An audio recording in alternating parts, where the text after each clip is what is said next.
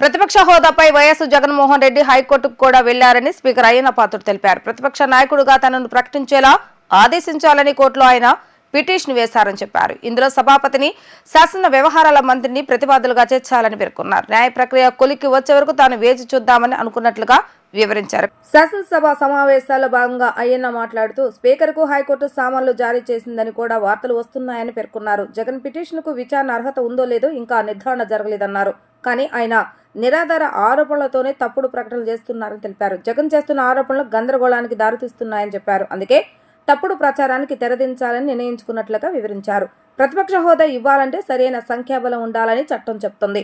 175 మంది సభ్యులున్న శాసనసభలో కనీసం 18 మంది సభ్యులు బలం ఉంటే తప్ప ఇది రాదు. కనీసం 10% సభ్యులుంటేనే ప్రతిపక్ష హోదా వస్తుందనే నిబంధనను జగనే గతంలో సభలో ప్రస్తావించారు. ఇవన్నీ తెలిసి కూడా జగన్ చేసిన సంధి ప్రేలాపాలను సభాపతి హోదాలో క్షమించి వదిలేస్తున్నారని ఆయన వ్యాఖ్యానించారు. మీ అందరికీ తెలుసు, ఈ 16వ శాసనసభలో సభ్యులైనటువంటి జగన్మోహన్ రెడ్డి గారు 24/6/2024 తేదీన నాకు ఒక లేఖ రాశారండి. ఆ లేఖలో అంతా చూస్తే అభియోగాలు, ప్రేలాపనలు, బెదిరింపులమయం, అంతకంటే ఏమీ లేదు. దానికి తోడు తనకు ప్రతిపక్ష నాయకుడి హోదా అర్హత ఉందంటూ అసంబద్ధ వాదన చేస్తున్నారు. మీరందరూ చూస్తున్నారు టీవీలో దీన్ని. కానీ ఆ లేఖలో ఎలాంటి ప్రత్యేక అభ్యర్థన లేదన్న విషయాన్ని మీరందరూ గమనించాలి. ఈ లేఖ రాసిన కొద్ది రోజుల తర్వాత జగన్మోహన్ రెడ్డి గారు ఆంధ్రప్రదేశ్ హైకోర్టుని ఆశ్రయించారు. హైకోర్టు కూడా వెళ్ళారు. విచిత్రం ఏమిటంటే, తనకు ప్రతిపక్ష నాయకుడిగా ప్రకటించవలసిందిగా శాసనసభ కార్యదర్శిని, స్పీకర్ కార్యదర్శిని ఆదేశించాలని ఆ రిట్ పిటిషన్లో విజ్ఞప్తి చేశారు. జగన్మోహన్ రెడ్డి గారు పిటిషన్ ఇంకా విచారణ అర్హత కలిగి ఉన్నదో లేదో అని నిర్ధారించే దశలోనే ఉంది. ఇంకా రిట్ పిటిషన్ వేసి అర్హత ఉందా లేదా మీకు అని చెప్పి ఆ దశలోనే ఇంకా ఉంది. అదే సభ సమావేశంలో కావడానికి అవసరమైన క్వారం కనీసం సమానంగా ఉంటే సభలో మొత్తం సభ్యుల్లో 10 ఒక వంతు సంఖ్యాబలం తప్పక కలిగి ఉండాలి.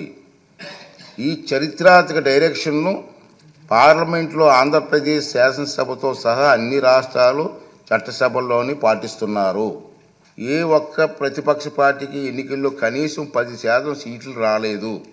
కనుక ఎవరికీ ప్రతిపక్ష నాయకుడిగా గుర్తింపు దక్కలేదు. అలాగే 5, 7, 8, 16, 17వ లోక్సభలలోనూ 10% సూత్రాన్ని పాటించడంతో ప్రతిపక్ష నాయకుడిగా ఎవరు పొందలేకపోయారు.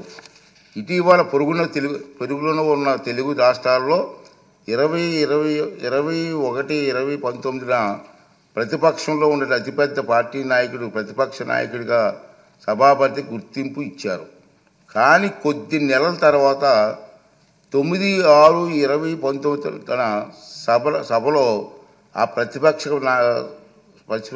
ప్రతిపక్షానికి సంఖ్యాబలం 10% కంటే తగ్గిందన్న నిర్ధారణకు రాగానే సభాపతి ప్రతిపక్ష నాయకుని ఇచ్చిన గుర్తింపును ఉపసంహరించుకున్నారు.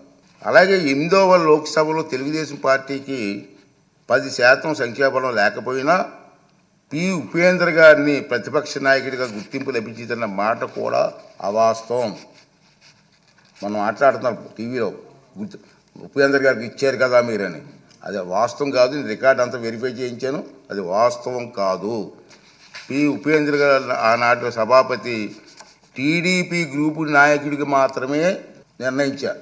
దాన్ని ఇతను ఇష్టం వచ్చినట్టుగా అవాస్తవాలు మాట్లాడే పరిస్థితికి వచ్చింది. ఈ వాస్తవాలను, సాంప్రదాయాలను దృష్టిలో ఉంచుకుంటే 175 మంది సభ్యులున్న నేటి ఆంధ్రప్రదేశ్ శాసనసభ అతిపెద్ద ప్రతిపక్ష పార్టీకి కనీసం 18 మంది సభ్యులుంటే తప్ప ప్రతిపక్ష నాయకుడి హోదా రాదని అందరికీ అర్థమవుతుంది.